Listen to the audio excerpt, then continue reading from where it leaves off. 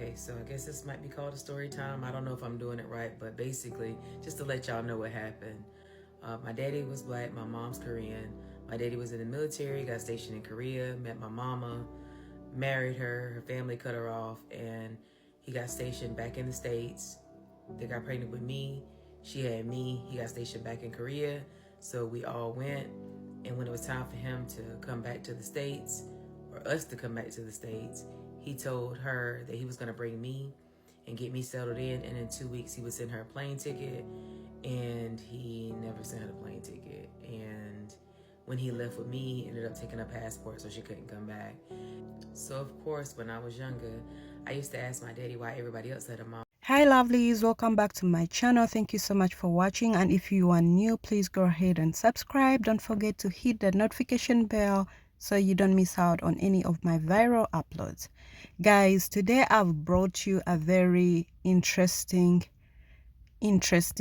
story. So this lady here had a black dad and a Korean mom. They met in Korea. Her dad was in the military. But her dad, it seems her dad kidnapped her from her mom. Oh my goodness, for over 40 years in the United States, she didn't see her mom for 40 years until her dad passed.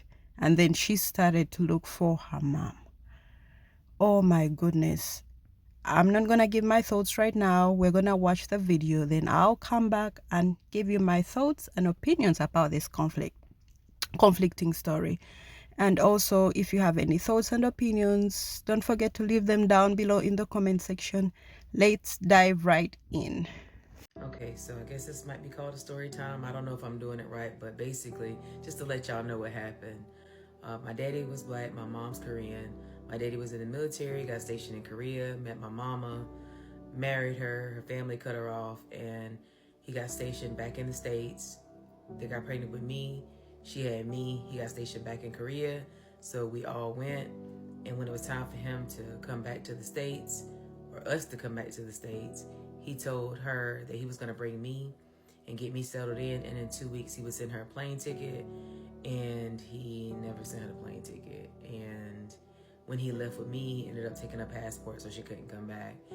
So, of course, when I was younger, I used to ask my daddy why everybody else had a mama and I didn't have one.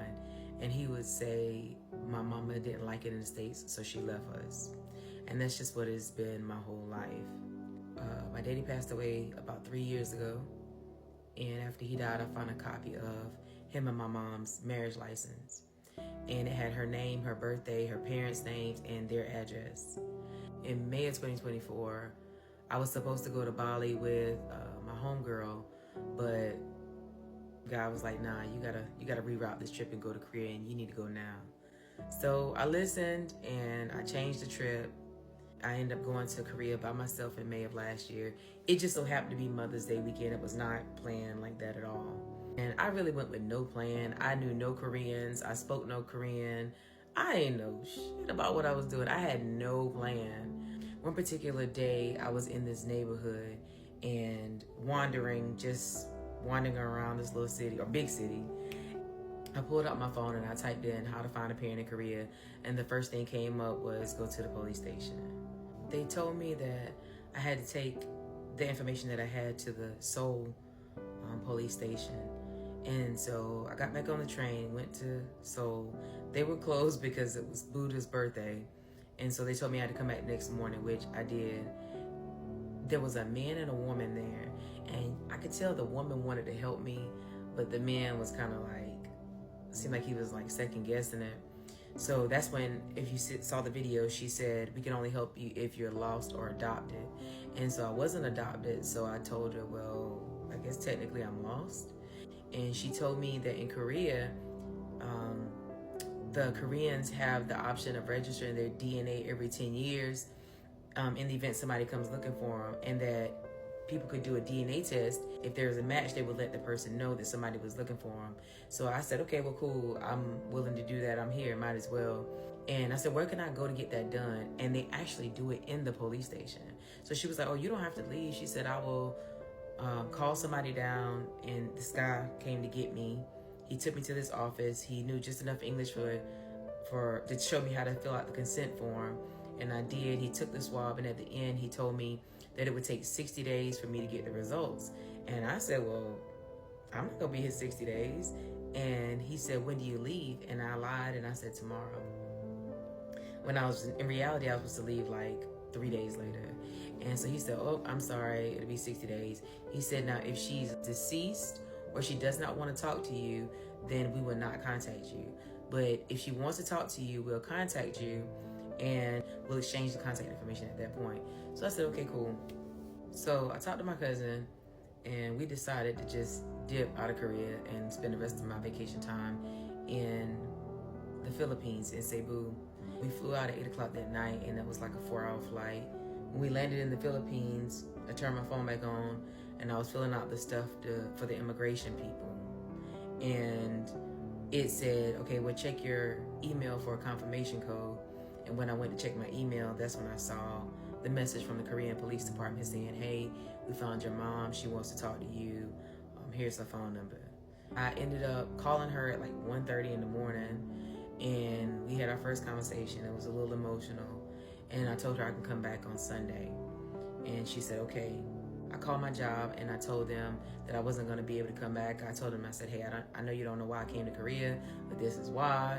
I ended up finding her, and I need to extend my trip.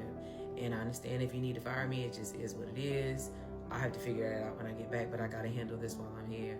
And the company was like, oh no, you're good. Like, we've been slow anyway. We've been sending people home, so you can stay for a week. It's fine.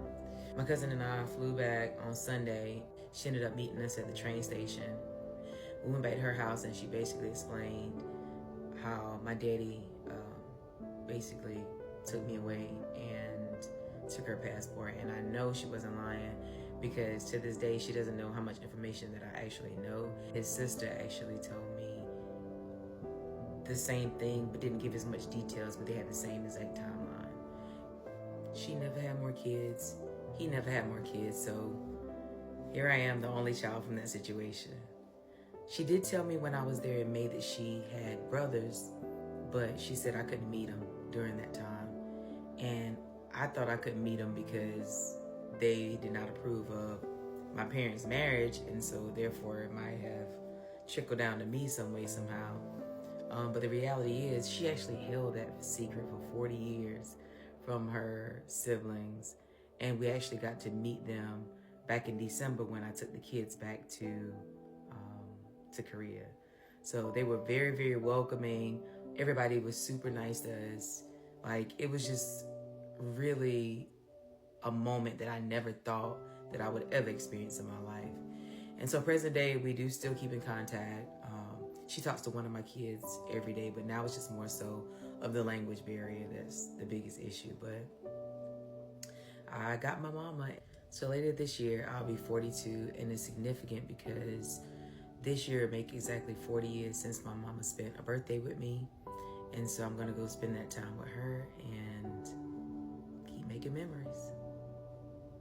Me personally, I have two opinions, and I know some people may agree with me and some may not. But to me, I feel and I think this was selfish. This man was a selfish husband. You married someone, and you know very well her culture didn't approve of you guys. They disowned her. She had no other family, and you take away the one thing that woman treasured. And no wonder she was traumatized. She didn't even have any more kids. You know, you isolated this woman, promised her heaven on earth, and then you take away her baby for 40 years. This woman, the mother, didn't have any more kids. This is an only child, and the father also didn't have any more kids. To me, that is selfish. Yet you would have made a beautiful family, brought your wife here, and create even more kids. I advocate for family, but to me, this was really selfish. And that should be a lesson to, foreign girls, like African girls and other countries. An American military guy marrying you doesn't mean anything until he blesses you to bring you to this great country. Some girls get excited and they give up all their life for this guy, for a military man, and then they lose it all. I've seen so many stories like this, heartbreaking stories like this, you know. But I also have another opinion. I can see why some people would be like, oh, he was protecting his child because maybe he thought this Korean family disowned their daughter. How will my daughter grow up in such a situation, in such an environment? But if you are bringing your daughter with her mother to America, I think it would have worked out so good. That, to me, that was selfish to the mother and also to the girl, because she missed her mother for 40 years, and that's why she ended up looking for her when you were gone. That wasn't nice. Guys, let me know what you guys think about this interesting story, because being kidnapped for 40 years, that's not fun at all. But I bring to you good news, guys. She ended up looking for her mother and she found her. She went back to Korea.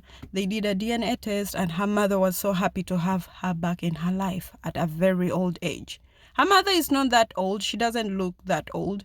And they look very, very similar. It's like they're twins.